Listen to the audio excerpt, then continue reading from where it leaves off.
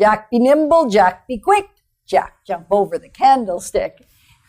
That's one of those sayings that I'm only just starting to understand. I don't know about you. Now, I still don't understand the part about jumping over the candlestick. It's all about adventure. I guess. I really... Danger and adventure. Well, this is not about danger and adventure, this show. This show is about being nimble so you can jump quick when you want to. Yes. Hello, I'm Ken Dekker. And I'm Yetta Dekker. And we're from the DekkerTeam. And we're excited to be with you and welcome you to another episode of the Inside Track, where we share tools, techniques, and thoughts that we all need, we all deserve, you, I, everyone, to turn our house into a home where our families thrive and live the best life possible. Yeah, and the current real estate market is one of those things that whether you're selling or you're buying, it is absolutely vital to be nimble. Because if you're not nimble, it means the wind of the market is going to cause you to do what it kind of wants you to do. Whereas if you are prepared, you are organized financially, you have a strategy and a plan, then actually you can be nimble and you can get the best of the real estate market rather than the market getting the best of you. Right? Yeah. Whether you're selling or whether you're buying, it's really much the same. It's all about being nimble and hanging out with Jack. That reminds me about hockey.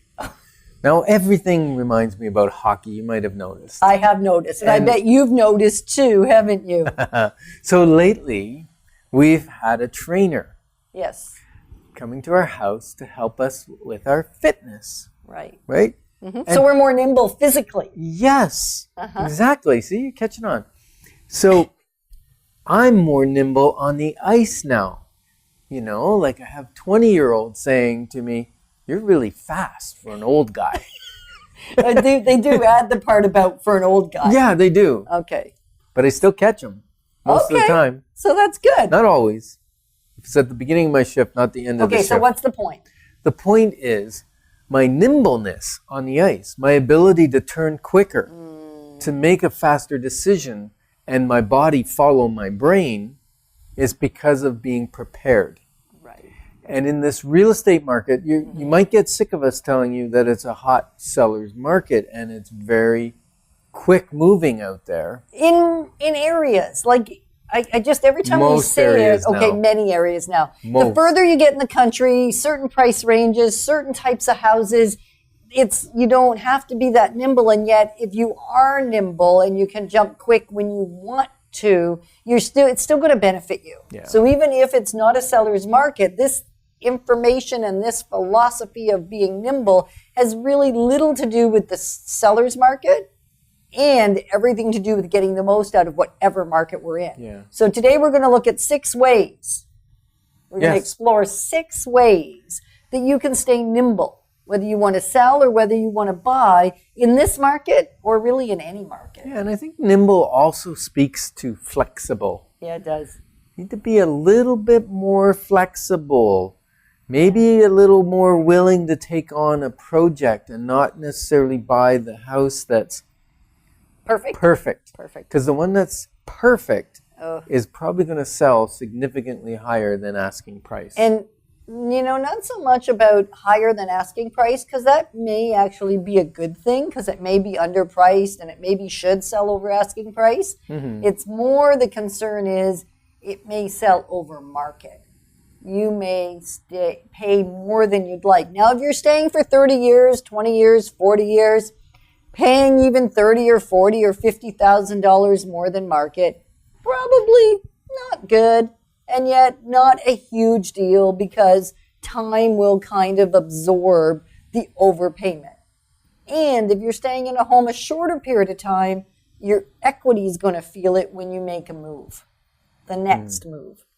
Yeah. So we want to be prepared to be able to handle the unexpected as well as the expected, right? Because what I've found for so many years, the 30 years I've been helping families really thrive in their homes and turn their houses into homes and enjoy the whole financial conversations, even wrote a book called The Wealth Formula. We did, didn't we? We did, and it's helped a lot of people get their house, their financial house in order. And through all of that, if you get it right, it serves you no matter whether you want to make a move or not. And when you get a surprise move that you weren't counting on, you can be nimble rather than be stuck. Worse than not nimble, stuck. Because there's not enough equity. Yeah. To actually sell your house and move to another when you move, and you may have to go backwards and go into renting. And there can be times where that's a good thing. And most of the time, staying in the real estate market once you're in, the idea is to increase the number of properties and let other people pay off your mortgages by having investment properties than you paying off somebody else's. Mm-hmm. So 6 ways. 6 ways. To stay nimble. Yep. Number 1 is check for the ability for you to own 2 properties. So check with your financial company, your mortgage broker, your bank, whoever you personally like to deal with, and make sure or ask, can I own 2 properties? Because maybe you'll just keep one and buy the one you want, or maybe you'll just have to own a property for a short period of time that you own both. And the other thing is bridge financing. Now, bridge financing is different than the ability to own 2. 2 totally different conversations. And you might know this already, and you're going, wah, wah, wah, wah, wah. They're saying this again. And yet this is one of those areas where we have seen so many people, unfortunately, make a really bad choice before they come to us, before they talk to us.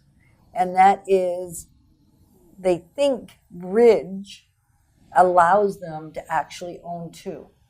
Bridging and owning, risking, or having the ability to actually own 2 properties at the same time, 2 complete mortgages, are a very different conversation. Yeah. And yet it's kind of confusing because when you bridge finance, it means you actually do own 2 houses for a very short period of time.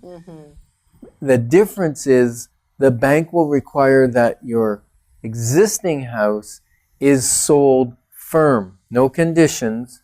It's sold, just the closing dates overlap. And that may be because you want them to. It could be. Right? So bridge financing is actually a really wise thing to do, even when you don't actually need it. It just may mean you can do an extra clean, you can do a little bit of renos on the house that you've just bought, you can replace some carpets, you can just enjoy having a slower move rather than a stressy move. Yeah.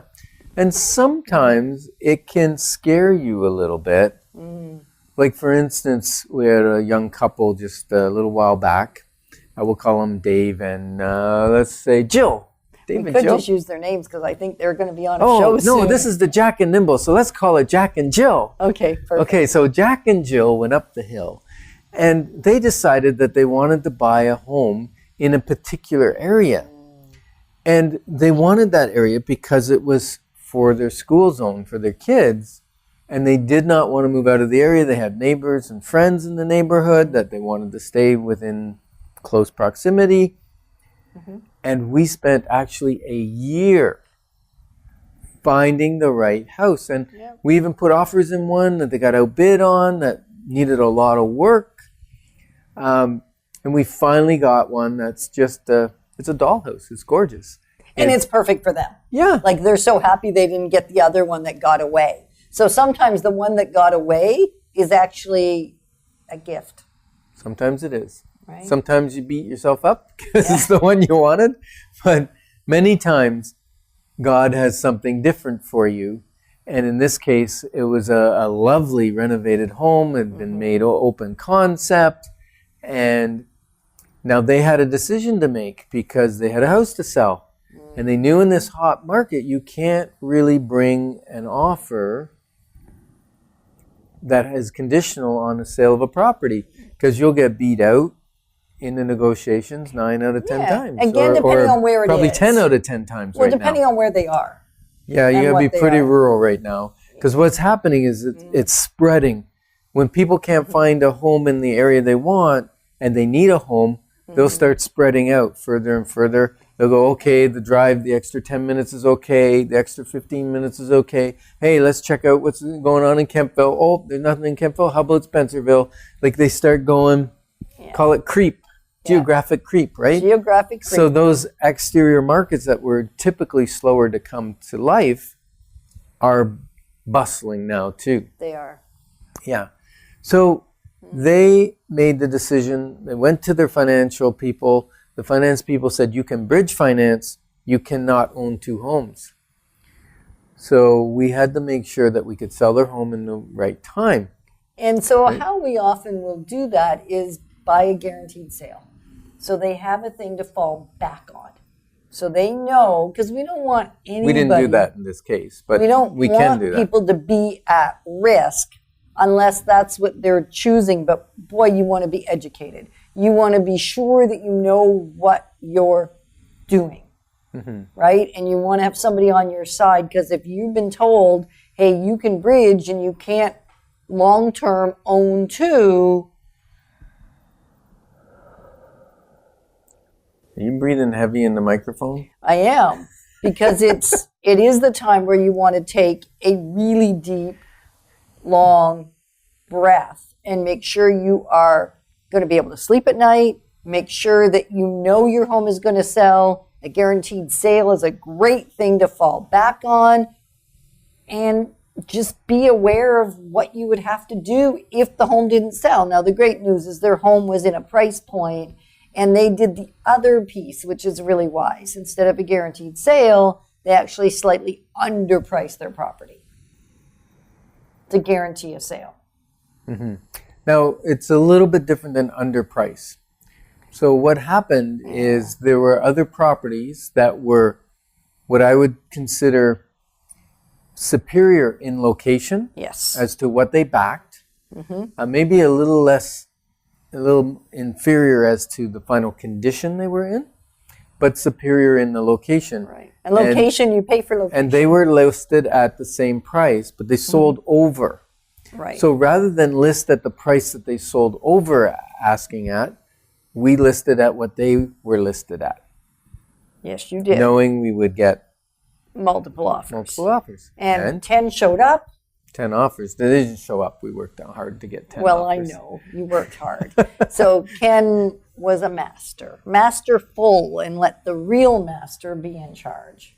God, that is. That's true. And was masterful at navigating that. And so it sold for well over asking. Their dates line up perfectly. That's the other thing. When you encourage multiple offers, most of the time they're saying, what's your preferred date? What's your ideal date? Right. So they could line up their closing date of the one they bought and the one they sold perfectly. And also the one they bought, that person wanted an earlier closing, but we negotiated a later closing to give us more time.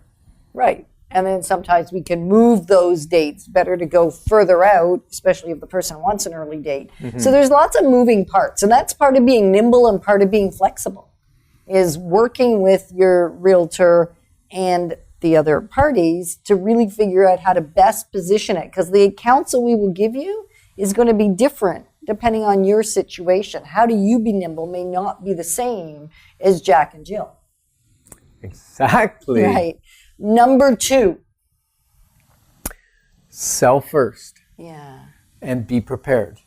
Because some people can't take that risk. They don't want to take that risk. They're not sure.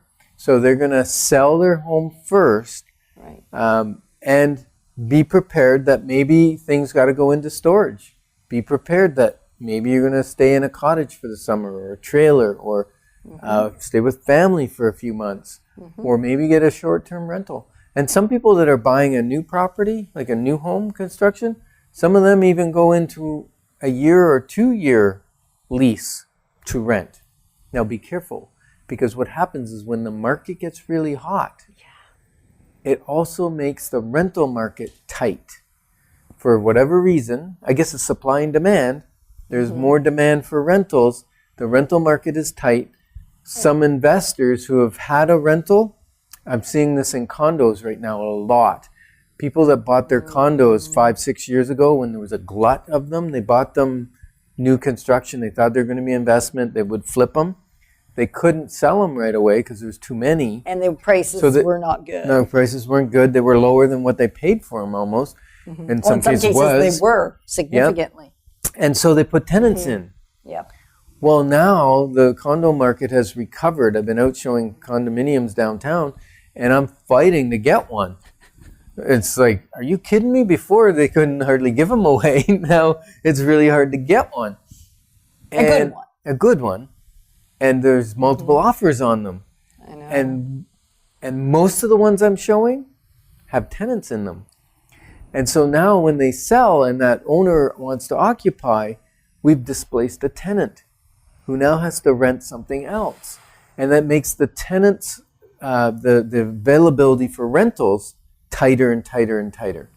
So even if you think you're going to sell and go into a rental, be careful. It might be hard for you to get a rental. Right. So be nimble and have someone to stay with.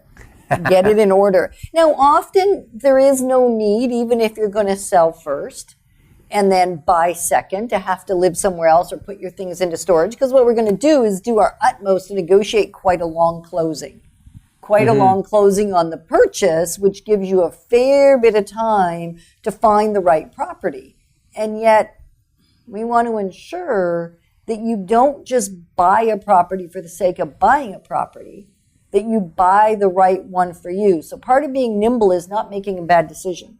Part of it is being able to be poised to make a great decision and the best decision for your family. So no means do we ever want you to just feel like, well, I'll take whatever's available. No. Let's build in time then on your side so that you can get the one that really works for you. Yeah, quick and nimble. Nimble is really smart, prepared, flexible, ready. You know, that's the nimble part. Because if you're quick and not nimble, you're going to fall down. You are. It's going to hurt, and we don't want that for you. Yeah. So what's number 3? Have your house ready if you're going to buy first, which means don't start to get it picture ready and ready for people to come through the home when you find the right one. Get it ready when you really want to launch into the market and start looking, because you don't know if, like Jack and Jill in the earlier example, in the earlier story, that it takes you a year to find the house, or maybe it takes you a day to find the right house. What you want to do is be absolutely prepared, meaning the house has already been painted where it needs to be painted, any maintenance that needs to be touched up, any cleaning that needs to happen, like have it at least 98% of the way done. So maybe it's a matter of just hiring a professional cleaner that can come in and make it picture perfect, and that would be fine if that's left. Really, other than that, though, you want nothing left if you're going to buy first, because then we want to be able to immediately, when you've bought and conditions are removed on the one you've bought, and in fact, in this market, you may be buying it without conditions. Like your best option may be to buy the one you want with doing a pre-building inspection. So that's another whole aspect of being nimble. Yeah, we have a whole nother show on that. We do. So there's lots to do this so you do it right and you don't get caught because you're not ready. Now you might be saying, well, I'm not quite sure how to get my house ready so that when I find a property, it's ready to go. And that's where our pre-consultation, it's free, we'll come in, we'll walk through your home, we'll give you a very good idea on value and suggestions to increase the saleability, increase the value on the sale, and you can start preparing those things and doing that work while you're looking for the property that you're going to buy. Yeah, it's brilliant. And we've also been we've also been offering some of our clients, and they've really been appreciating this. Send us the photos of the things that you're wondering about. If it's 2 or 3, 4 things specific in your house, take a few photos, write out the questions, or maybe, as I've shared before, come on the show and ask your questions, and then everybody gets to learn with you so that you're ready and not feeling like you're behind rather than ahead of the game. Number 4. Try for a longer closing if you're selling first. Now, we just conditionally sold a property, in the country. Yep. They wanted to move more into a village setting or city setting. And the closing that the buyer wanted on this property that we were selling was quite quick.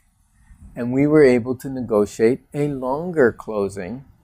And then we wanted even longer. But we couldn't get even longer. But guess what we got instead? What'd you get? More money.